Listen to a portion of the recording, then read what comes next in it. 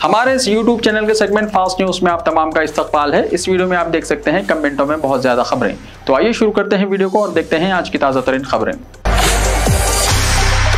तेलंगाना में बेटी की शादी के मौके पर बाप की मौत। बेटी की शादी के मौके पर बाप की मौत हो गई, जिससे शादी का घर मातम कदे में तब्दील हो गया। ये वाक़या तेलंगाना के जिले वरंगल में पेश आया। तेलंगाना के वरंगल जिले में एक अफसोसनाक वाक़या पेश आया, जहां बाप की मौत बेटी की शादी के मौके पर ही हो गई। तफसीलात के मुताबिक जिले के वेंकुरा कॉलोनी के रहने वाले बी वेंकट राम नरसिया की बेटी हारिका की शादी की तकरीब हुई। वेंकट नरसिया ने शादी के तमाम रसूम अदा किए और तमाम मेहमानों ने नए जोड़े को अपनी दुआओं से नवाजा। इसके चंद मिनट बाद ही दिल का दौरा पड़ने से उनकी मौत हो गई, जिसके साथ ही शादी के खानदान पर सख्त तारी हो गया। इस वाक़े पर इलाके के तमाम अफराद हैरत ज़दा हो गए और इलाके में गम की लहर दौड़ गई। अप्रैल 29 को हैदराबाद के एलबी स्टेडियम में तेलंगाना हुकूमत की दावत इफ्तार। तेलंगाना हुकूमत की जानिब से हैदराबाद के एलबी स्टेडियम में 29 अप्रैल को दावत इफ्तार का एहतमाम किया जा रहा है। चीफ मिनिस्टर चंद्रशेखर राव ने ओहदेदारों को हिदायत दी है कि वो 29 अप्रैल को हुकूमत की जानिब से दी जाने वाली इफ्तार पार्टी के तमाम इंतजाम मुकम्मल करें। उन्होंने कहा कि तेलंगाना रियासत हर मजहब का एहतराम करते हुए रियासत में गंगा जमुना तहजीब को फरोग दे रही है। तेलंगाना में धान की खरीदारी बेहतर तरीके से है जारी। टीआरएस के रुकन कानून साज कौंसिल राजेश्वर रेड्डी ने कहा कि रियासत तेलंगाना में धान की खरीदारी बेहतर तरीके से जारी है। किसानों को किसी भी किस्म की परेशानी न होने पाए, इसका ख्याल रखते हुए धान की खरीदारी की जा रही है।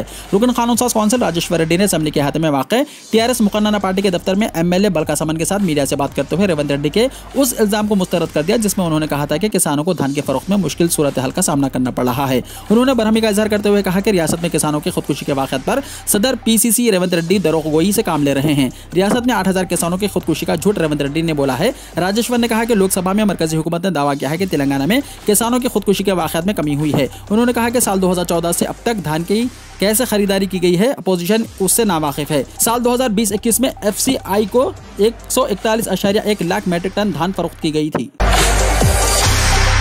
तेलंगाना में आइंदा 3 दिनों तक बारिश। महकमे मौसमियत ने कहा कि आइंदा 24 घंटों के दौरान तेलंगाना के बाज़ अजला में गरज और चमक के साथ बारिश का इम्कान है और 30 से 40 किलोमीटर फी घंटे की रफ्तार से तूफानी हवाएं चलेंगी। अपने बुलेटिन में उन्होंने कहा कि 25 और 26 अप्रैल को रियासत के चंद अजला में बारिश का इम्कान है। आइंदा 5 दिनों के दौरान तेलंगाना में बाज़ मुकामात पर हल्की तौसत या फिर गरज और चमक के साथ बारिश होगी। मीडिया के इत्तलात के मुताबिक तेलंगाना में गुज़िश्ता 24 घंटों के दौरान निजामाबाद जिले में बाज़ मुकामात पर बारिश हुई।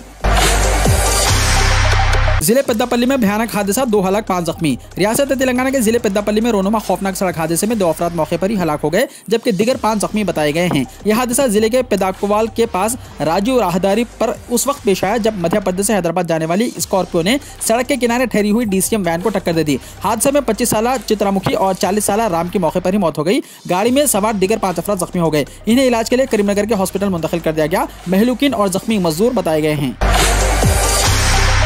खर्च फराहम करने वाले ऐप से चौकस रहने तेलंगाना पुलिस का मशवरा। तेलंगाना पुलिस ने हाल ही में बेशतर कंपनियों के खिलाफ मामला दर्ज किए हैं जो गैर कानूनी तौर पर खर्च की ऐप्स के जरिए फराहमी के कारोबार में मुलव्विस हैं। पुलिस ने कई अफराद को गिरफ्तार भी किया है जो इस कारोबार में अहम किरदार अदा कर रहे हैं। ऐप्स के जरिए दिए जाने वाले खर्च के मामलों में इजाफे के पेश नज़र तेलंगाना पुलिस ने आवाम को ऐसे ऐप्स से चौकस रहने का मशवरा दिया है। अपनी बेदारी के पैगाम में पुलिस ने कहा है कि कई ऐप्स फोन पर खर्चों की पेशकश कर रहे हैं। आवाम जो खर्च की जरूरतमंद है, इन ऐप्स को अपने फोन में मौजूद तमाम अफराद के फोन नंबर तक रिसाई की इजाजत दे रहे हैं। कंपनी की जानिब से खर्च के लिए भारी सूद वसूल किया जा रहा है। अगर कोई भी शख्स खर्च की रकम की अदायगी में नाकाम होता है या फिर उसमें ताखिर करता है, तो वो उसके फोन में तमाम महफूज अफराद से कांटेक्ट करते हैं और उनको SMS करते हुए उसे हिरासा कर रहे हैं। पुलिस ने गूगल पे पर दस्तियाब ऐसे खर्च फराहम करने वाले तकरीबन 100 फर्जी ऐप्स के नाम जारी किए हैं।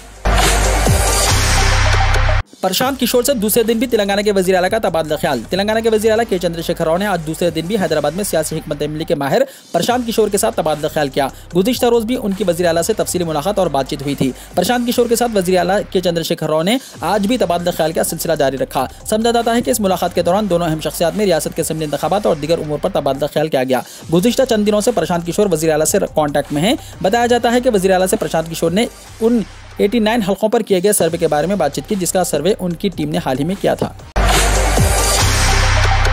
जगत्याल के करीब 2 मोटर बाइक में खौफनाक तसादुम, 2 अफराद हलाक, 2 जख्मी। जगत्याल जिले में 2 मोटर बाइक के आपस में तसादुम के नतीजे में 2 नौजवान हलाक और दीगर 2 जख्मी हो गए। यह खौफनाक हादसा जगत्याल जिले के मल्याल मंडल के राजाराम गांव के पास पेश आया। तफसीलात के मुताबिक वेमलावाड़ा मंडल के नौकला मरी से ताल्लुक रखने वाले कंगना दास अपनी बीवी लावण्या के साथ जगत्याल में रिश्तेदार से मुलाकात के बाद अपने गाँव वापस लौट रहे थे कि राजाराम गाँव के पास जगत्याल की तरफ आने वाली एक और मोटर बाइक जिस पर 2 नौजवान मोहम्मद यासीन और महेश सवार थे, उन्होंने इनकी बाइक को टक्कर दे दी, जिसके नतीजे में कंगना दास और मोहम्मद यासीन बरसरे मौका हलाक हो गए, जबकि हादसे में कंगना दास की बीवी लावण्या और महेश शदीद जख्मी हो गए। हादसा इतना भयानक था कि दोनों मोटर बाइक तबाह हो गई। मोहम्मद यासीन का ताल्लुक जगत्याल के TR नगर से बताया गया है।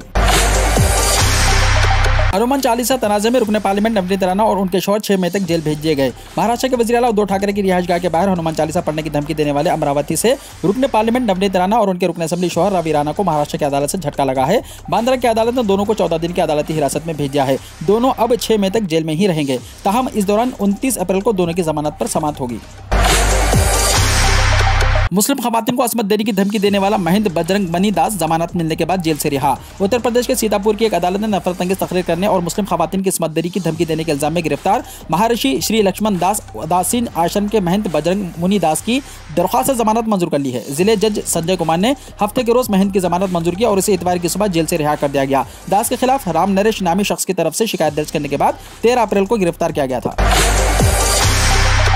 साक्षी महाराज का नया मुतनाज़ा बयान, हिंदुओं को चाहिए कि वो अपने घरों में तीर और बोतलें रखें। बीजेपी के रुकने पार्लियामेंट साक्षी महाराज ने इतवार को सोशल मीडिया पर इश्तियाल अंगेज बयान दिया। उन्होंने एक फेसबुक पोस्ट में लिखा कि लोग अपने घरों या पड़ोस में हमला करने वालों के लिए लोगों की भीड़ आने की सूरत में अपने घरों को कोल्ड ड्रिंक की बोतलों और तीरों से लैस कर लें। उन्होंने कहा कि ऐसी सूरत हाल में पुलिस उन्हें बचाने के लिए नहीं आएगी, इसलिए वो खुद तैयार रहें।